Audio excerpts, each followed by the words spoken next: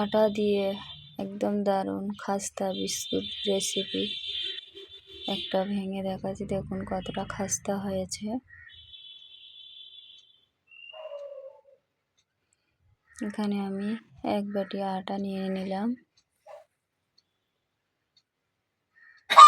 আটাটাকে আমি চেলে নেব একটু। আটাটা চেলে নিয়েছি। এবারে এর মধ্যে সামান্য একটু চিনির পাউডার দিয়ে দিলাম, স্বাদ মতো লবণ,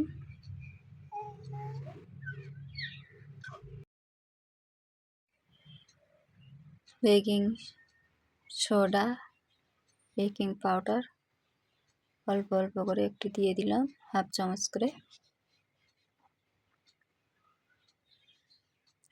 এবারে এর মধ্যে দিয়ে দেবো জোয়ান আর 2 চামচ ঘি।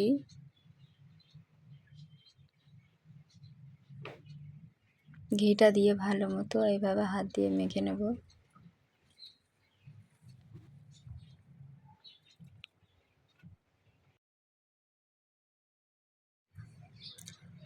এবারে অল্প অল্প করে পানি দিয়ে এইভাবে আটাটা মেখে নেব।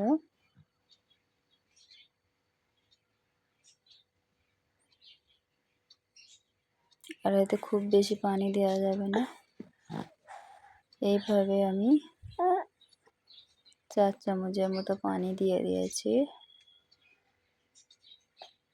এবারে এটাকে আমি চেপে চেপে একটা ডো বানিয়ে নেব। ডোটা হবে একটু শক্ত। এইভাবে হাত দিয়ে মেখে এইভাবে একটা বেলুনের সাহায্যে আমি বেলে নেব।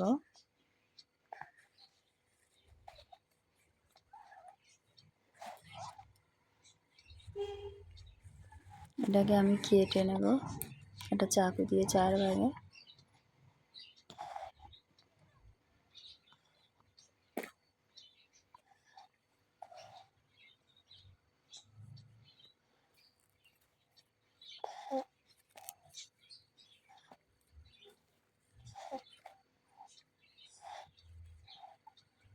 সেমভাবে আমি আবারও কেটে নেব।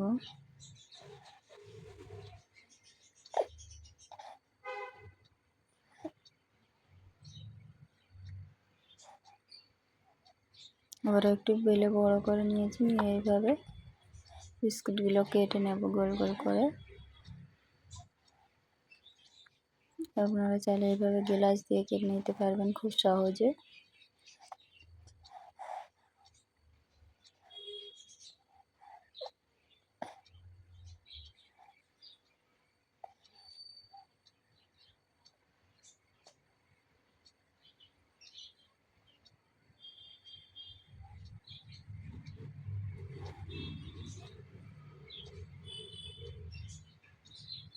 সবগুলো বিস্কুট আমি কেটে রেডি করে নিয়েছি।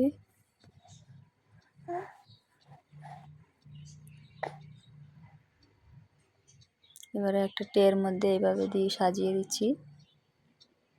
আপনারা চাইলে এটাকে কড়াতে বসিয়ে, ট্রেটা কড়াতে বসিয়ে গরম মিডিয়াম আঁচে চুলাতে বানিয়ে নিতে পারবেন। 15 থেকে 20 মিনিটের মতো লাগবে। আমি এটাকে ওভেনে করে নিচ্ছি। 15 মিনিট পরে দেখুন কতটা সুন্দর হয়েছে, একদম মুচমুচে খাস্তা হয়েছে। ভেঙে দেখাচ্ছি, দেখুন কতটা খাস্তা হয়েছে আর ভিতরটা কতটা সুন্দর হয়েছে। ঝটপট চায়ের সঙ্গে সকাল বিকালে আটার এই বিস্কুটটি বানিয়ে দেখতে পারেন, খুবই ভালো লাগবে। আরও একটা ভেঙে দেখাচ্ছি, দেখুন। আল্লাহ হাফেজ।